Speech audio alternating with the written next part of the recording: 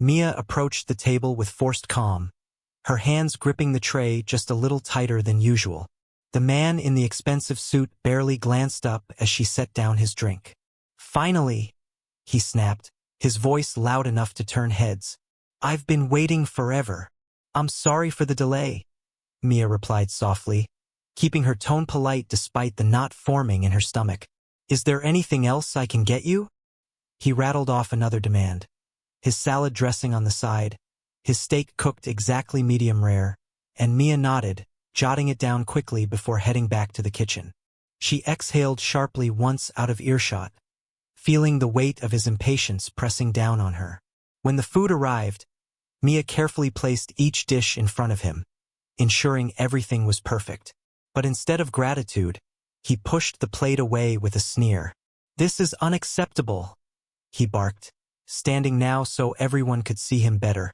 "The steak is overcooked, the salad is soggy, and my water glass isn't even full. Are you incapable of doing your job correctly?" The room fell silent except for the faint clinking of silverware in the background. Every eye turned toward Mia, whose face flushed red under the scrutiny. Tears threatened to spill, but she blinked them back, refusing to let him see her cry.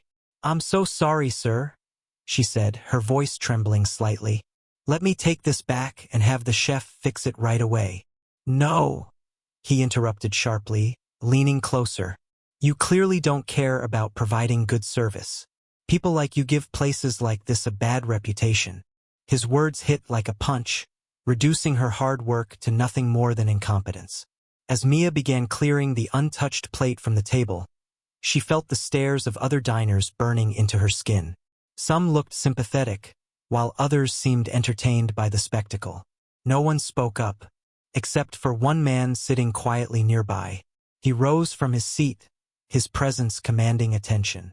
Everyone turned to look as he stepped forward, his expression unreadable. "Excuse me, sir," the stranger said firmly, addressing the man in the suit.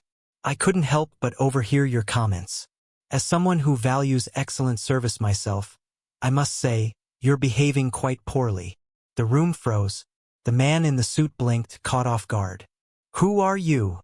he demanded, his voice tinged with irritation. "That doesn't matter," the stranger replied coolly. "What matters is that this young woman has been nothing but professional despite your unreasonable demands. If you have an issue with your meal, address it respectfully, or perhaps find somewhere else to dine." A murmur rippled through the crowd. For Mia, relief washed over her, but also confusion. Who was this man defending her so boldly? Before anyone could react further, the stranger turned to Mia, his expression softening. "Are you okay?" he asked gently. She nodded, still stunned. "Yes, thank you." With that, the stranger turned back to the man in the suit, who now looked flustered and embarrassed. Realizing he'd lost the support of the room, the bully muttered something under his breath and stormed out, leaving behind half-eaten bread and scattered napkins. As the tension eased, applause broke out among the other diners. They cheered for Mia and for the stranger who had stood up for her. Little did they know, this was only the beginning of a much larger lesson about respect and dignity. The applause rippled through the restaurant, but Mia barely heard it. Her mind was racing as she processed what had just happened. One moment, she'd been humiliated in front of everyone. The next, a complete stranger had stepped in to defend her with authority and poise. Felt surreal, like something out of a movie.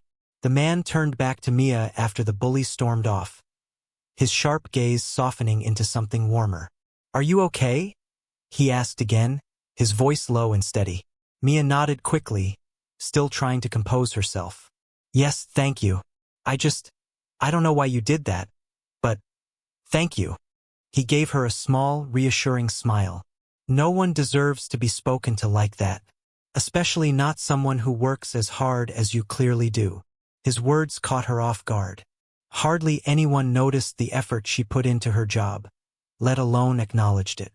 Most days, she blended into the background, invisible except when something went wrong.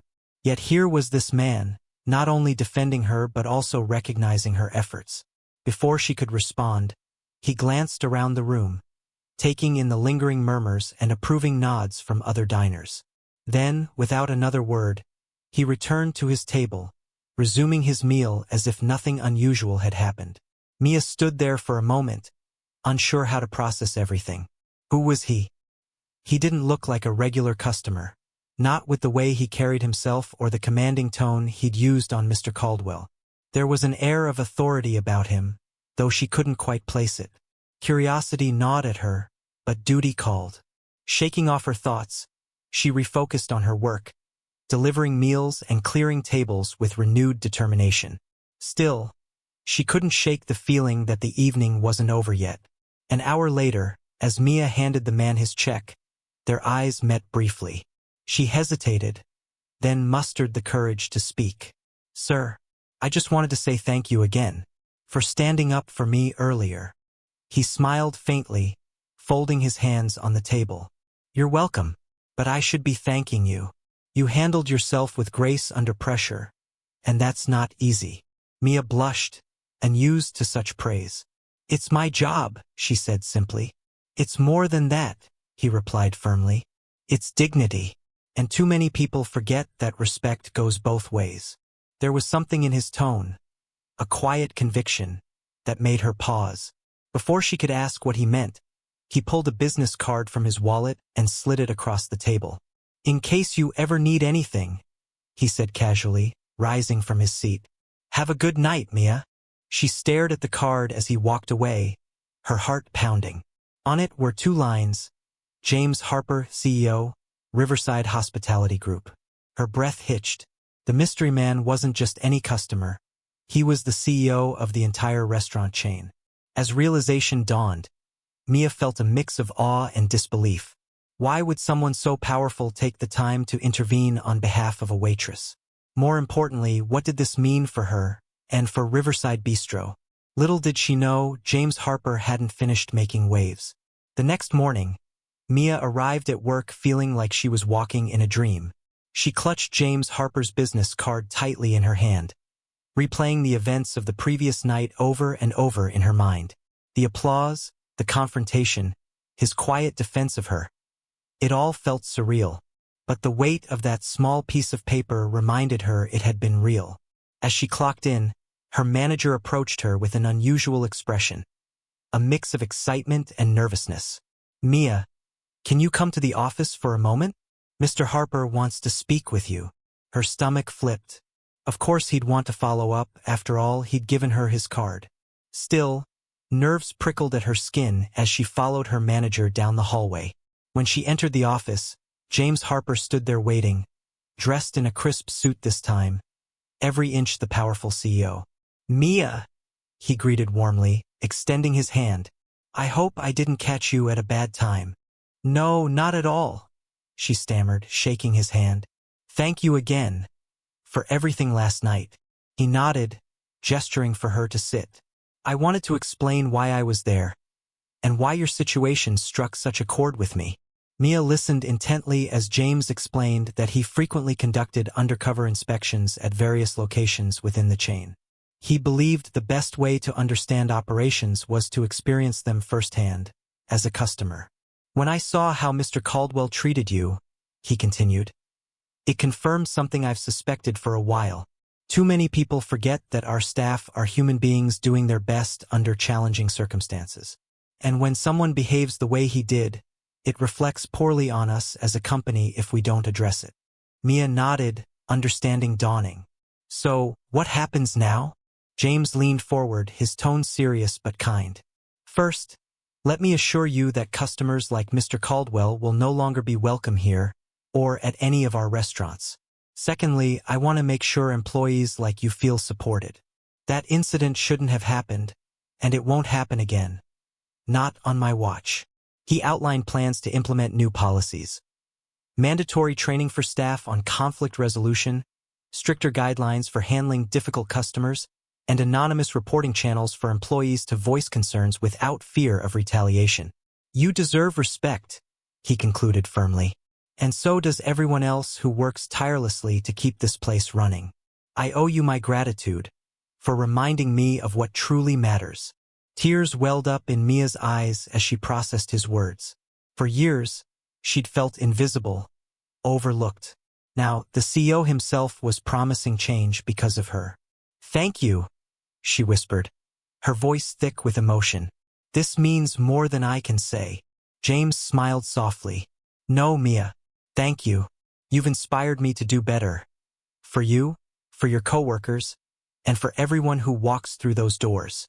Little did either of them know, these changes would ripple far beyond Riverside Bistro. In the weeks that followed, James Harper's promises began to take shape.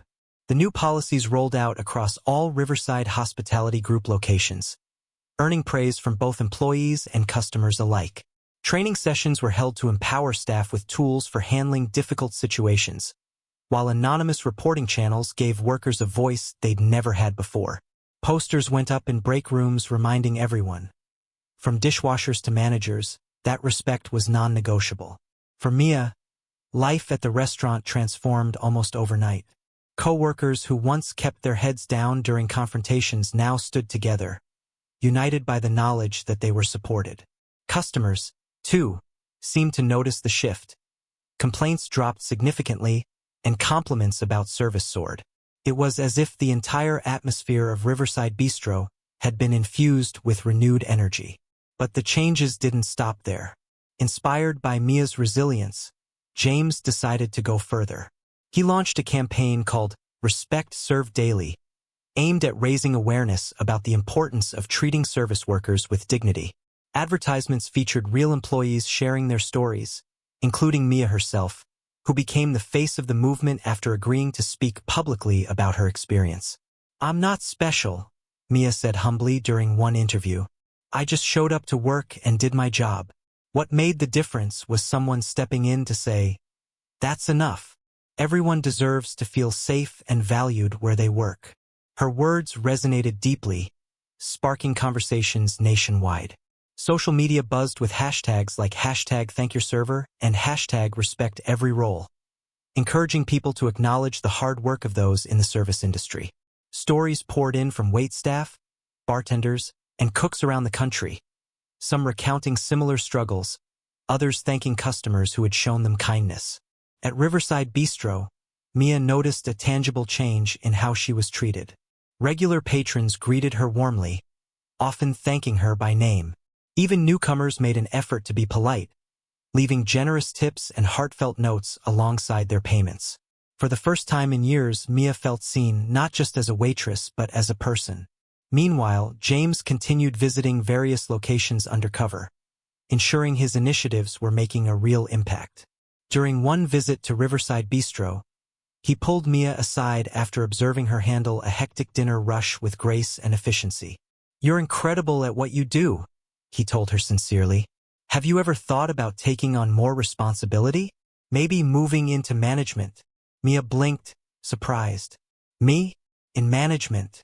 Why not?" James replied with a smile. "You've already proven you have leadership qualities. And if anyone understands the challenges our staff face, it's you." The idea planted a seed in Mia's mind. Over the next few months, she began attending workshops and shadowing supervisors, learning the ins and outs of running a restaurant.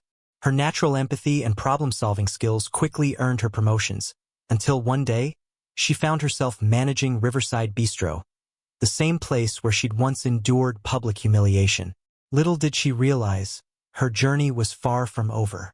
By standing tall in the face of adversity and inspiring others to do the same, she had become a beacon of hope for countless individuals.